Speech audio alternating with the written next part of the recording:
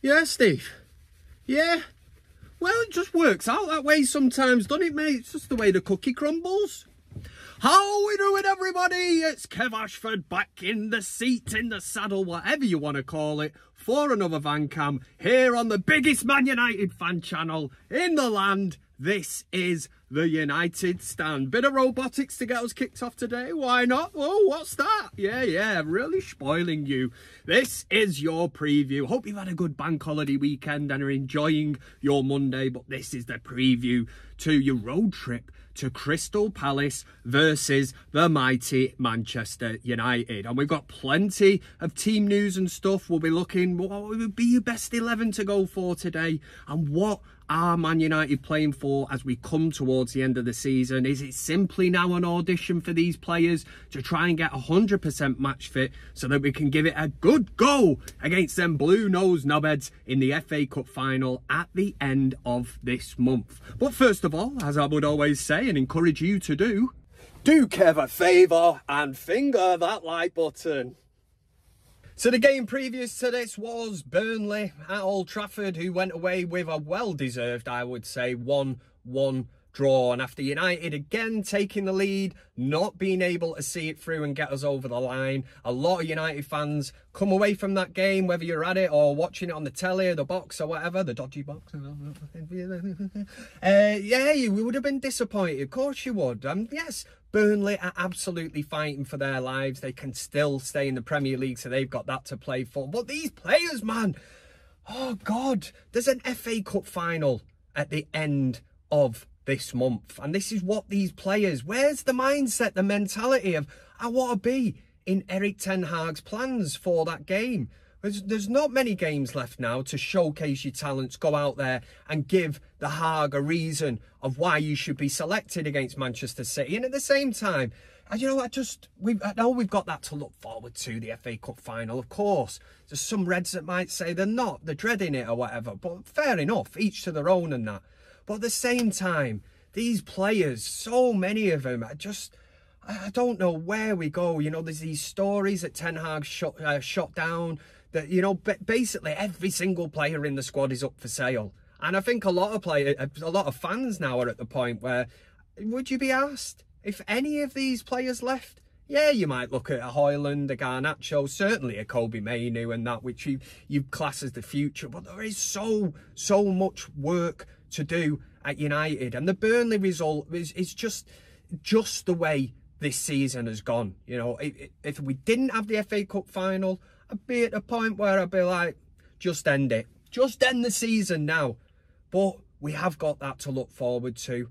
And on the injury front, the big one for the minute, Bruno Fernandes could be missing. He's had his foot in one of them like moon boots or whatever, so that doesn't look good. And this is obviously a player that is never, ever injured. He's had a fantastic run. But at the same time, and I'm one of them that I will beat this drum, maybe it could be a bit of a blessing in disguise. Hopefully, you would want him back before the end of the season, especially you want your captain, one of the, you know, the kind of players in the squad that gets, certainly the youngsters would look up to. But in isolation, for this one game against Crystal Palace, against Burnley, Mason Mount returned. Now, he was on the bench, but I look at that as a position and I keep thinking, why have United spent so much money on Mason Mount, 50 million or whatever it was, when the only sort of logical place to put him, and yes, I know he's come on and played on the left, he can play on the right as well, but his position, you would say, is the Bruno role.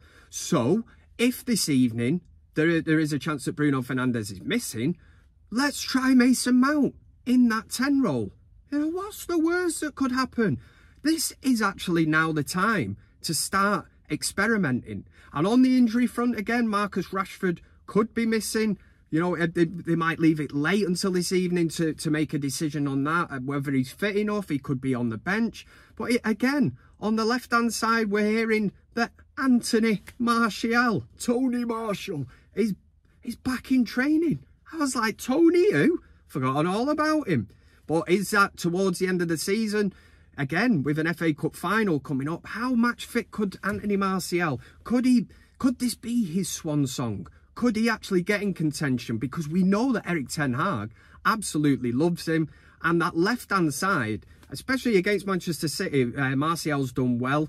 Again, is Ten Hag looking at this and thinking it is another option, another possibility? But obviously defensively has been the main issue for United. 60+ injuries this season, it's unheard of. Martinez has been a huge miss. I don't care what anyone says when they start getting heightist, saying he's too small. He's absolutely mint, yeah? So I'm shutting you down, of course I am.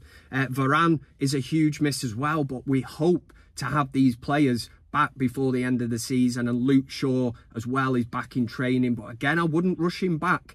There will be games coming up that you could, you know, you get him back in to get match fit. But for me, it's all about looking at that FA Cup final. If you want to stand any chance of, well, I say an upset, it's a one-off game against City, but you want your strongest possible 11 out there to give you any chance, and every single one of them players would have to be on their A game. But I suppose against Burnley, I look at that and I think the Casemiro at centre-back, what's that, 2 or 3 games he's played there. I was thinking if we can just get through the Burnley game, there's bigger games. Obviously, we've got Arsenal coming up as well next weekend on the Sunday.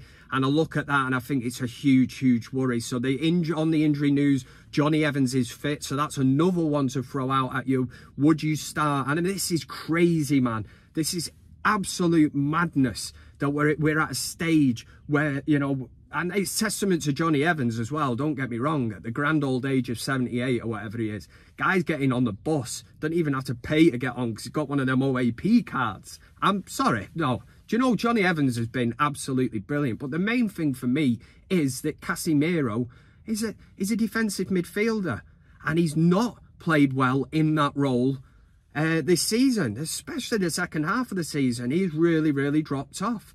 Now, if he's getting caught in the ball, playing in that central defensive midfield role, when you're playing him last man, better teams, the likes of the Arsenal and that we've got coming up, are going to absolutely go for that weak spot of the team. So when we're actually at a stage of a Johnny Evans coming back, if he's fit, he plays over Casemiro every single day of the week, and on a Sunday and a Monday, just every single day of the week.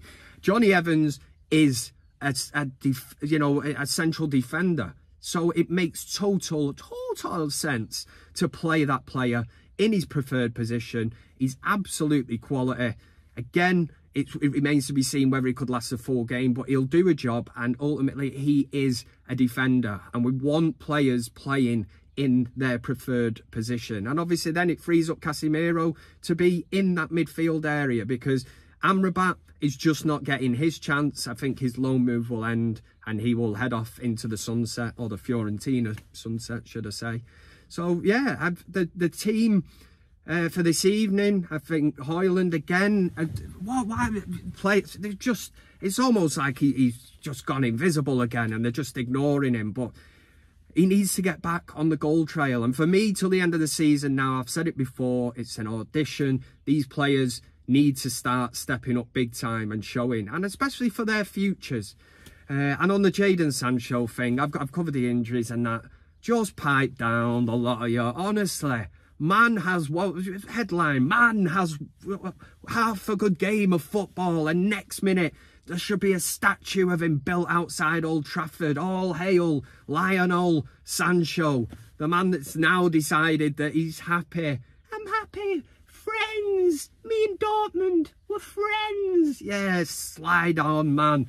Absolutely. Jesus Christ. What's that? One good game in how long? You know, I keep hearing apparently he's been mint at Dortmund. Look into it, mate. You know, it was only a couple of months ago that apparently Dortmund would not activate the clause. He was brought off against Frankfurt when they got beat and the fans were booing Sancho. The German press said it was one of the worst individual performances they'd ever seen. Again, attitude and all this. Yeah, we know. That's why we give him to you. We've loaned him. But Sancho, Dortmund making all these noises. We know how to treat him and all that. You know, you owe him an apology. No, Sancho owes Ten Hag an apology, and that's what I would say on that. And if he doesn't apologise, then let's see, Dortmund, put your money where your mouth is. Let's see in the summer if you do stump up the money. But from a United perspective, as long as he's having half a good game of football and all that, and the press are building it up to put pressure on Ten Hag, and you've got knobheads like Piers Morgan coming out and going, Ten Hag couldn't deal with the big superstars like Ronaldo and Sancho. It's a running theme, and that's the same guy that went absolutely mental when Aubameyang left and said Arteta out and all that. So we don't need to listen to beady-eyed Piers Morgan. Probably gone on a bit longer than what I should have. What I would say again is double finger the like button if you want. Double, yeah. And yeah, try and enjoy the game this evening. I'm not going to lie to you. I'm a glass half full. I'm usually very, very optimistic. I do just not like the look of this on paper. Crystal Palace are in form where you can't even mention form and Manchester United in the same sentence. It could really be a recipe for disaster. But for me, it's looking at individual performances. I'd love to see a team performance, but with it being at Crystal Palace as well, maybe United will, you know, they'll surprise me, because this season it's been, I was going to say, it's full of surprises. The only surprise is that we still have no style of play. So try and work that one out. But enjoy the match. You know what's coming if you're a regular here on the United stand with the old van cam. Yeah, hard hat. For safety purposes, you've got to be safe if you want to do this. But come on, United!